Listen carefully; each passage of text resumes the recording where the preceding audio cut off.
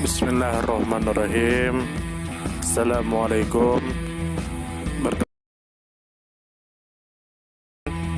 Semoga kita baik-baik saja dan semoga kita masuk surga. Amin. Ibnu Rusyid lengkapnya Abu Al-Walid Muhammad Ahmad ibn Rusyid adalah filosof muslim terkemuka kelahiran Cordova, Spanyol pada tahun 520 H1126 M. Ayah dan kakeknya terkenal alim dalam ilmu fikih dan pernah menjadi kepala pengadilan di Andalusia. Latar belakang keagamaan inilah yang memberinya kesempatan untuk meraih kedudukan yang tinggi dalam studi-studi keislaman. Al-Quran beserta penafsirannya, hadits Nabi, ilmu fikih, bahasa, dan sastra Arab dipelajarinya secara lisan dari seorang ahli alim. Ia merevisi buku Malikiyah, Al-Muwatta, yang dipelajarinya bersama ayahnya Abu Al-Qasim dan dihafalnya. Dia juga mempelajari matematika, fisika, astronomi, logika, filsafat dan ilmu pengobatan. Dan dia juga berhasil menjadi ulama atau filosof yang sulit ditandingi. Ibnu Rusyid juga hidup dalam situasi politik yang sedang berkecamuk.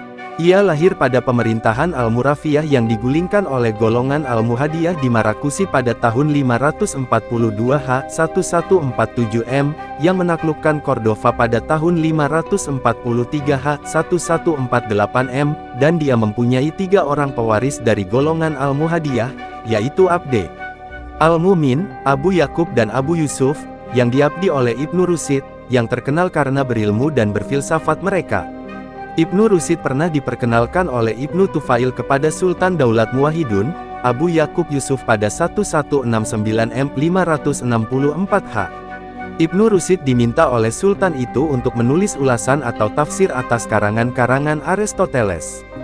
Karena Ibnu Tufail teruzur tidak bias memenuhi tugas itu lantaran usianya yang telah lanjut dan kesibukannya dalam pemerintahan, dan juga penjelasan ringkas Ibnu Tufail tentang keadaan studi-studi filsafat di negeri-negeri muslim di timur. Oleh karena itu, dia meminta Ibnu Rusyid untuk menerima tugas untuk membuat ulasan atas karya Aristoteles tersebut. Maka mulailah Ibnu Rusyid menuliskan ulasan-ulasan atas buku-buku Aristoteles. Dia menulis 3 macam ulasan, yaitu ulasan yang besar, menengah dan kecil. Untuk itulah ia layak disebut sebagai juru ulas, dan dengan sebutan itulah ia dikenal oleh masyarakat Eropa abad pertengahan. Ketika Khalifah Abu Yakub bin Abdul Mumin meninggal dunia pada tahun 580 H, ia digantikan oleh putranya yang bernama Al-Mansur. Pada pemerintahan tersebut Ibnu Rusyid memperoleh kedudukan yang tinggi melebihi kedudukan yang dipegang oleh seorang kerabat Al-Mansur itu sendiri. Bahkan Ibnu Rusyid sendiri bergaul dengan Al-Mansur seperti layaknya saudara Pak. Ketika Al-Mansur pulang dari peperangan pada tahun 593 H, dari sinilah Ibnu Rusyid mengalami fitnahan. Beberapa pengaduan disampaikan kepada Al-Mansur mengenai tuduhan terhadap Ibnu Rusyid yang menyangkut keberagamaan dan akidahnya yang rusak.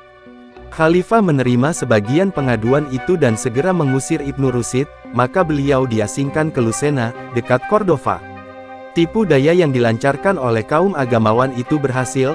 Hal itu mengakibatkan Ibnu Rusyid bukan saja dihukum buang tapi juga tulisan-tulisannya dibakar di muka umum. Tapi aib yang diderita Ibnu Rusyid tidak berlangsung lama. Sekembalinya Al-Mansur dari Marakusi, dia mengampuni dan memanggil Ibnu Rusyid kembali untuk pergi ke Marakusi, dan Ibnu Rusyid meninggal di sana pada tahun 595 H1198 M. 3 bulan setelah dikuburkan di kota itu jenazahnya dipindahkan di Cordova. Dia lebih dikenal dan dihargai di Eropa Tengah daripada di Timur dikarenakan beberapa sebab.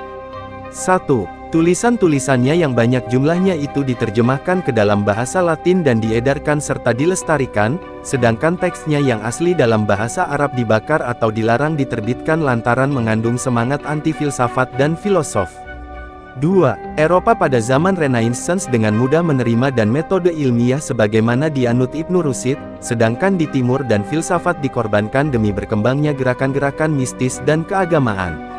Selain kesibukan Ibnu Rusyid dalam bidang filsafat, ia juga disibukkan dalam bidang kedokteran. Jika ia menghadapi masalah-masalah filsafat, maka ia menghadapinya tanpa mempengaruhi bidang kedokterannya serta metode pengobatannya. Dan Ibnu Rusyid mempelajari kedokteran sebagai keseluruhan. Ibnu Rusyid tidak memisahkan kedokteran dari bidang filsafat, karena pada masa ia hidup itu semua ilmu dimasukkan dalam filsafat, yang merupakan kajian menyeluruh tentang wujud, sebagai keseluruhan yang terdiri dari berbagai bidang, yakni masing-masing bidang dikaji dari aspek tertentu. Inilah sebabnya ada pengaruh filsafat dalam kedokteran klasik. Lalu pemikiran Ibnu Rushd. 1. Filsafat dan agama. Ibnu Rushd membuka risalahnya dengan mengajukan pertanyaan tentang apakah filsafat itu sah, dilarang, dianjurkan atau diharuskan dalam syariah hukum Islam. Jawabannya, sejak dini yaitu bahwa filsafat diwajibkan atau paling tidak dianjurkan dalam agama, sebab fungsi filsafat hanyalah membuat spekulasi atas yang maujud dan memikirkannya selama membawa kepada pengetahuan akan Sang Pencipta. Al-Quran memerintahkan manusia untuk berpikir. Dalam ayat disebutkan seperti, berpikirlah, wahai yang bisa melihat. Jadi Al-Quran memerintahkan manusia untuk mempelajari filsafat, karena manusia harus membuat spekulasi atas alam raya ini dan merenungkan bermacam-macam kemaujudan. Menurut Ibnu Rushd, agama didasarkan pada 3 prinsip yang mesti diyakini oleh setiap muslim: eksistensi Tuhan, kenabian dan kebangkitan. Ada 2 dalil qat'i mengenai eksistensi Tuhan, yaitu, dalil inayah, dan dalil ikhtira. Ibnu Rushd menyebutkan bahwa dalil inayah itu dibangun atas 2 dasar utama. A. Bahwa semua yang ada di alam ini sesuai untuk eksistensi manusia. B. Kesesuaian itu tidak muncul secara tiba-tiba tanpa usaha, melainkan diatur oleh pencipta yang berkuasa, yaitu Allah yang maha mengetahui dan maha bijaksana. Dengan dalilnya dalam Quran Surah An-Naba ayat. Artinya, bukankah kami telah menjadikan bumi itu sebagai hamparan dan gunung-gunung sebagai pasak? Dari dalil ikhtira berdasarkan pada 2 prinsip yaitu bahwa semua maujud diciptakan dan bahwa semua yang diciptakan pasti mempunyai pencipta. Dengan dalilnya dalam Quran Surah At-Tariq ayat 5-6 yang artinya, maka hendaklah manusia memperhatikan dari apakah dia diciptakan. Dia diciptakan dari air yang dipancarkan. Menurutnya tentang kenabian berdasarkan wahyu, maka filsafat akan selalu berbeda dengan agama, bila tidak bias dibuktikan bahwa akal dan wahyu bersesuaian. Ringkasnya, filsafat ialah saudara kembar agama, keduanya merupakan sahabat yang pada dasarnya saling mencintai. 2. Ketuhanan. Orang-orang sufi mengikuti cara mistis. Mereka mengatakan bahwa pengetahuan tentang Tuhan masuk ke dalam jiwa jauh dari atas sana, bila kita sudah meninggalkan semua keinginan duniawi. Tapi cara ini tidak selalu bisa dilaksanakan oleh semua orang. Cara ini pun menghapus spekulasi, yang diperintahkan dalam ayat Al-Quran. Lalu jalan apa yang paling cocok yang harus ditempuh oleh semua orang untuk mencapai Tuhan?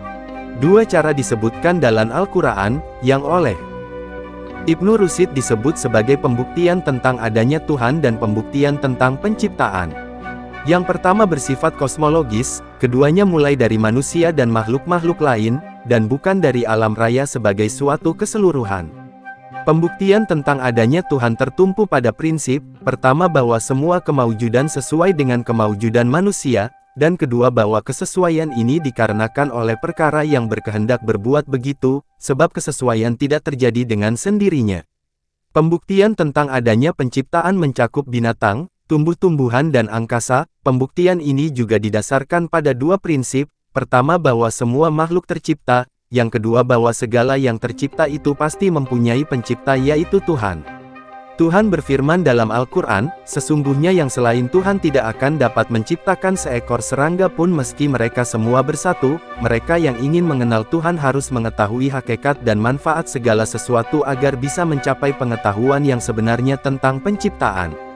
3. Kadimnya alam. Alam ini tidak tercipta sekaligus, alasannya pekerjaan tersebut tidak diselesaikan pada sewaktu-waktu tertentu dan terbatas, dan setelah itu kosong dari pekerjaan, sebagaimana tergambar dalam kisah Kejadian dalam Perjanjian Lama.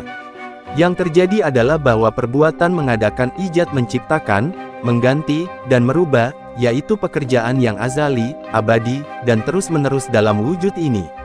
Demikian pendapat Ibnu Rushd dan menurutnya para filosof juga sepakat dalam pendapat ini. Pendapat Ibnu Rushd semua alam ini telah dijadikan dengan suatu kekuatan yang dijadikan Allah meresap di dalamnya, sehingga jadilah semuanya sebagai suatu kesatuan yang sesuai dengan suatu perbuatan. Jika tidak demikian maka tidak akan ada aturan dan ketertiban di alam ini. Karena itu benarlah perkataan, bahwa Allah adalah pencipta segala sesuatu, penahan, dan pemeliharaannya, seperti firman-Nya dalam Al-Quran, sesungguhnya Allah menahan langit dan bumi agar tidak hancur. Ini tidak berarti, kata Ibnu Rusyid selanjutnya, dengan meresapnya kekuatan yang satu itu dalam segala sesuatu di alam ini, maka ia menjadi banyak, seperti yang diduga oleh kebanyakan orang yang mengatakan bahwa dari prinsip pertama hanya mula-mula melimpah satu saja, kemudian darinya baru melimpah yang banyak. Ibnu Rusyid menambahkan penjelasan dengan membandingkan alam yang terdiri dari berbagai bagian dengan kota yang terdiri dari berbagai pimpinan, sedangkan semuanya itu tunduk di bawah prinsip pertama yang tunggal, yakni pencipta alam semesta. Jadi dalam masalah pencipta alam, atau melimwahnya dari Allah, Ibnu Rusyid menegaskan untuk kesekian kalinya bahwa pembahasan tentang apa yang melimpah dari akal-akal dengan sebab pemikiran masing-masing akal terhadap asalnya dan dirinya. Ibnu Rusyid mengatakan tentang kadim atau baharunya alam, yaitu bahwa sebenarnya alam semesta ini bukan wujud baru, bukan pula wujud kadim yang sebenarnya mesti musnah, sedang wujud kadim yang sebenarnya tidak mempunyai sebab bagi wujudnya. Bagi Ibnu Rusyid alam ini kadim, karena ia wujud dengan kemauan Tuhan, sedang kemauannya tidak bisa ditolak dan tidak ada permulaannya. Jadi pikiran-pikiran tentang alam tidak berjauhan sama sekali, sehingga sebagiannya tidak perlu dikafirkan. Dan di antara pendapat Ibnu Rusyid adalah ketidakmungkinan adanya lebih dari satu Tuhan, yang masing-masing membuat satu alam khusus baginya, sebab masing-masing tentu akan berusaha membuat karyanya lebih unggul dari karya-karya lainnya, dan akhirnya hanya Tuhan yang terkuat saja yang ada. Oleh sebab itulah, akhirnya akan sampai pada konsep keesaan Tuhan. 4. Kebangkitan jasmani. Pada waktu membicarakan filsafat Al-Ghazali, kita mengetahui bagaimana alasan-alasan filsuf tentang ketinggian kebangkitan rohani dan bantahan-bantahan Al-Ghazali terhadap mereka. Sudah barang tentu, Ibnu Rusyid memberikan tanggapannya terhadap masalah tersebut, apabila masalah ini menjadi salah satu unsur bagi kekafiran filsuf, menurut penilaian Al-Ghazali. Menurut Ibnu Rusyid, tidaklah benar apa yang dikatakan oleh Al-Ghazali bahwa filsuf-filsuf mengingkari kebangkitan jasmani. Kebangkitan jasmani sudah tersiar sekurang-kurangnya 1000 tahun yang lalu, dari masa Ibnu Rusyid, sedang usia filsafat kurang dari masa tersebut, sebab orang yang pertama-tama mengatakan adanya kebangkitan jasmani ialah nabi-nabi Bani Israel yang datang sesudah Nabi Musa AS. Kata Ibnu Rusyid dalam bukunya, Tahafut Al-Filsafat, bahwa tidak ada ulama yang berpendapat adanya kebangkitan rohani, tapi bukunya yang lain ia menyebutkan bahwa kaum sufi berpendapat bahwa yang akan ada nanti adalah kebangkitan rohani. Jadi, kata Ibnu Rusyid, tidak ada ijma mengenai kebangkitan jasmani, dan arena itu tidak bisa orang yang berfaham pembangkitan rohani dikafirkan. Selanjutnya menurut Ibnu Rusyid, semua agama mengakui adanya hidup kedua di akhirat kendati ada perbedaan pendapat mengenai bentuknya. Yang jelas, kata Ibnu Rusyid, adalah bahwa hidup di akhirat itu berbeda dengan hidup di dunia seperti yang digambarkan oleh firman Tuhan, bahwa surga yang dijanjikan kepada orang-orang yang bertakwa banyak sungai yang mengalir di bawahnya. Dan seperti yang dihabarkan oleh Nabi SAW, di sana akan dijumpai apa yang tak pernah dilihat mata, tak pernah didengar telinga dan tak pernah terlintas di pikiran. Juga seperti yang dikatakan oleh Ibnu Abbasra, apa inak ada di akhirat dari dunia hanya persamaan nama. Kesemuaannya ini menunjukkan bahwa alam akhirat adalah alam lain yang lebih tinggi daripada alam dunia ini, dan suatu fase yang lebih utama daripada fase di dunia. Kalau kita mengetahui adanya perkembangan satu makhluk dari satu fase ke fase lain dalam dunia ini, seperti perkembangan perkara-perkara material menjadi objek pemikiran murni, maka kita tidak perlu meragukan tentang kedudukan alam akhirat, sebagai fase lain yang dari alam dunia ini. Oleh karena itu bagi ulama kalam yang mengatakan bahwa jiwa adalah aradel bukan jauhar, jadi berada pada lainnya, dan bahwa badan yang dibangkitkan nanti ialah badan yang telah musnah, maka orang tersebut tidak bisa mengatakan adanya kebangkitan jasmani, sebab sebenarnya apa yang telah musnah kemudian muncul kembali, maka bukan satu dalam bilangan, melainkan satu macam tetapi dua dalam bilangan, apalagi menurut mereka yang mengatakan bahwa aradel tidak akan berada dalam dua zaman. Menurut Ibnu Rusyid nilai filsafat dan logika itu sangat penting, khususnya dalam mentakwilkan dan menafsirkan Al-Quran sebagai kitab teks yang selalu membutuhkan artikulasi makna dan bukan artikulasi lafaz. Ibnu Rusyid melanjutkan, bahwa Islam sendiri tidak melarang orang untuk berfilsafat, Bahkan Al-Quran sendiri dalam banyak ayat memerintahkan umatnya untuk mempelajari filsafat. Menurut Ibnu Rushd, takwil penafsiran dan interpretasi teks dibutuhkan untuk menghindari adanya pertentang antara pendapat akal dan filsafat serta teks Al-Quran. Ia memaparkan, takwil yang dimaksud di sini adalah meninggalkan arti harfiah ayat dan mengambil arti majasinya. Analogi inilah yang dilakukan oleh para ulama klasik periode awal dan pertengahan, dalam kaitannya dengan kedudukan Al-Quran. Ibnu Rushd membagi manusia menjadi 3 kelompok, awam, pendebat, dan ahli fikir. Untuk kelompok orang awam, Al-Quran tidak dapat ditakwilkan, karena mereka hanya bisa memahami secara tertulis. Demikian juga bagi kelompok pendebat, takwil sudah diterapkan.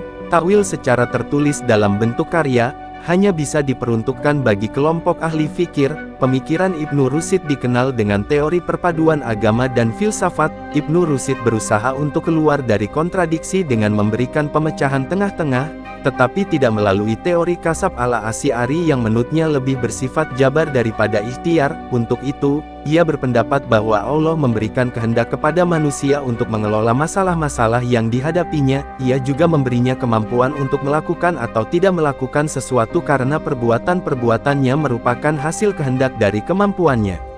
Ibnu Rushd berpendapat bahwa bayi dilahirkan dengan membawa kesiapan untuk menerima pengetahuan-pengetahuan umum, sehingga jika ia mulai belajar maka kesiapan ini berubah menjadi akal aktua. Akal ini selalu berkembang dan meningkat sampai ia bisa berhubungan dengan akal yang tidak ada pada benda dan daripadanya mengambil pancaran ilham. Ini adalah kesempurnaan tertinggi yang kita harapkan bersama, sedangkan jalan yang akan menentukan untuk mencapainya ialah perkembangan segala pengetahuan dan peningkatan persepsi manusia, karena ilmu pengetahuan semata adalah jalan kebahagiaan dan hubungan dengan alam akal dan alam ruh. Adapun pendapat kaum sufi bahwa manusia bisa meningkat ke martabat ini tanpa ilmu pengetahuan dan studi, adalah anggapan batil dan omong kosong. Daftar pustaka. 1. Ahmadi Abu, Filsafat Islam, Cet. 1. Semarang, CV Tohaputra Semarang, 1982. 2. Ibrahim Matkur, Filsafat Islam Metode dan Penerapan, Kelapa Gading Permai, Jakarta, 1988. 3. Muhammad Kamil, Ibnu Rushd Filosof Muslim dari Andalusia, Jakarta, Riora Cipta, 2001.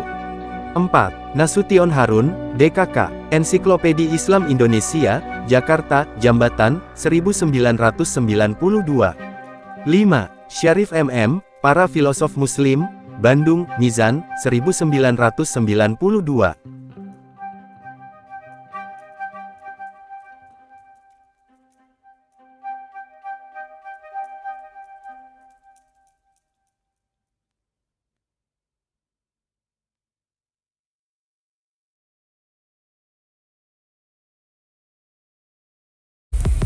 Terima kasih banyak. Mohon maaf jika ada salah. Semoga kita masuk surga. Semoga kita semua disehatkan badan, dilancarkan rezeki, dikabulkan segala hajat. Terima kasih banyak. Sampai bertemu di pertemuan selanjutnya. Salam damai. Terima kasih, semoga kita baik-baik saja. Mohon maaf. Terima kasih, semoga kita baik-baik saja. Mohon maaf.